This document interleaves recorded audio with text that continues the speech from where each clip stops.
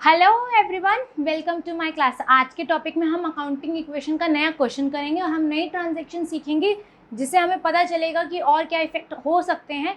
चलिए बढ़ते हैं हमारी फर्स्ट ट्रांजैक्शन पे, जो कि है Manoj started business with cash ₹2,30,000, stock 1 lakh and building 2 lakh. Manoj ने बिजनेस स्टार्ट करा और मनोज ने कैश लगाया 2,30,000, स्टॉक लगाया 1 लाख और साथ ही साथ बिल्डिंग लगाई 2 लाख।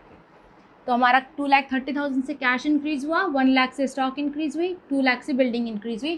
तो टोटल कैपिटल उसने लगाई है 5,30,000। हमारी न्यू इक्वेशन आ गई 2,30,000 cash, 1 lakh stock, 2 lakh building and 5,30,000 as capital. Next transaction है student, he purchase good for cash ₹50,000। उसने गुड्स परचेज करे हैं ऑन अ कैश बेसिस 50,000 के। तो हमारे गुड्स इंक्रीज हुए 50,000 से और हमारा कैश डिक्रीज हुआ 50,000 से। Cash decrease 50,000, stock increases with 50,000। हमारी न्यू इक्वेशन आ गई 1,80,000 as cash, 1,50,000 as stock, 2 lakh as building and 5,30,000 as capital. हमारी न्यू ट्रांजेक्शन है student, he stole goods for cash costing ₹20,000, ₹35,000। उसने गुड्स सोल्ड करे कैश पर 20,000 के और कैश इंक्रीज हुआ 35,000 से। तो हमारा जो 35,000 में से हमने 20,000 लेस करा तो हमारा 15,000 प्रॉफिट आया। और जो प्रॉफिट होता है, मैंने कहा था कैपिटल साइड एडिशन होती है। तो कैपिटल इंक्रीज हुआ है हमारा 15,000 से, स्टॉक डिक्रीज हुआ है 20,000 से और 35,000 हमारा कैश इंक्रीज हुआ है।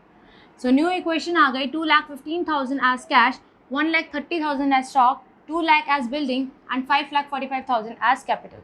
नेक्स्ट ट्रांजेक्शन है students, he purchase goods from Rahul ₹55,000 on credit.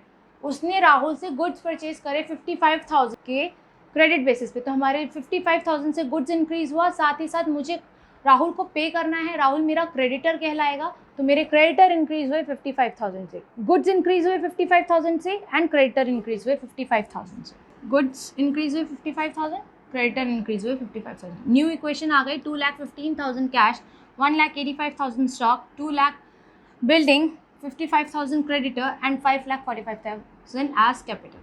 Next transaction है students, he sold goods to Varun ₹52,000, ₹60,000। जो 52,000 के goods थे उसने सोल्ड करे 60,000 के।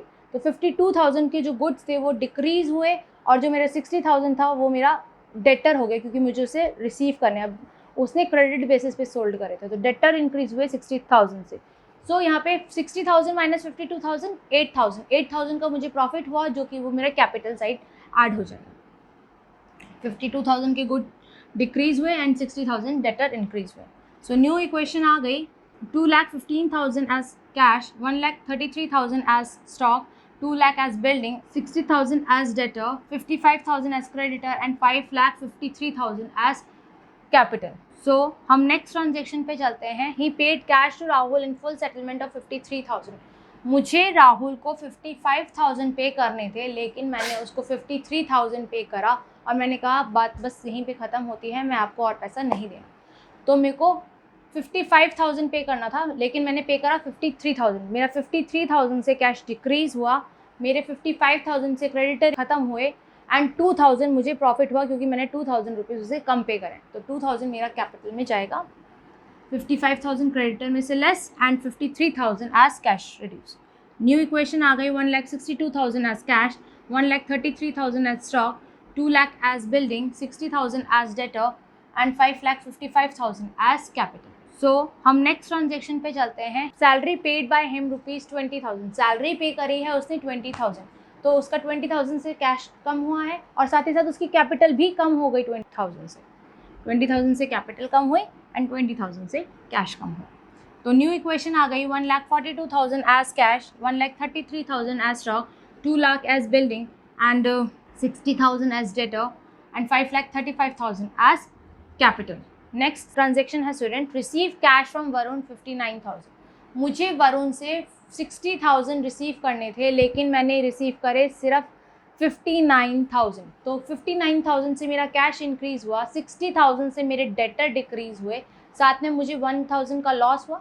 अगर मेरा प्रॉफिट कैपिटल में ऐड होता है तो मेरा लॉस कैपिटल में से माइनस होगा। 1,000 कैपिटल में से माइनस हुआ, 60,000 के डेटर डिक्रीज़ हुए एंड 59,000 मुझे कैश रिसीव हुआ।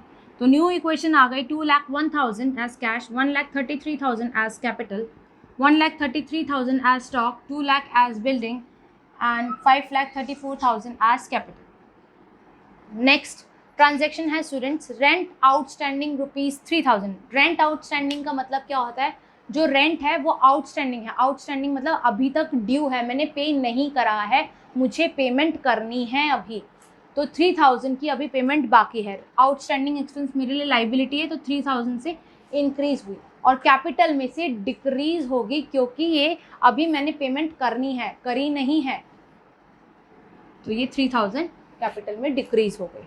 तो मेरी न्यू इक्वेशन आ गई, cash 2,01,000, stock 1,33,000, building 2 lakh, outstanding expense 3,000 and capital 5,31,000।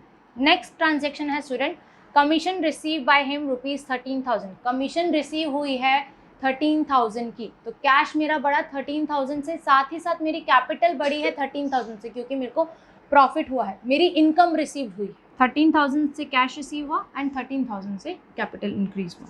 तो न्यू इक्वेशन आ गई 2,14,000 as cash, 1,33,000 as stock, 2 lakh as building, 3,000 as outstanding expense and 5,44,000 as capital.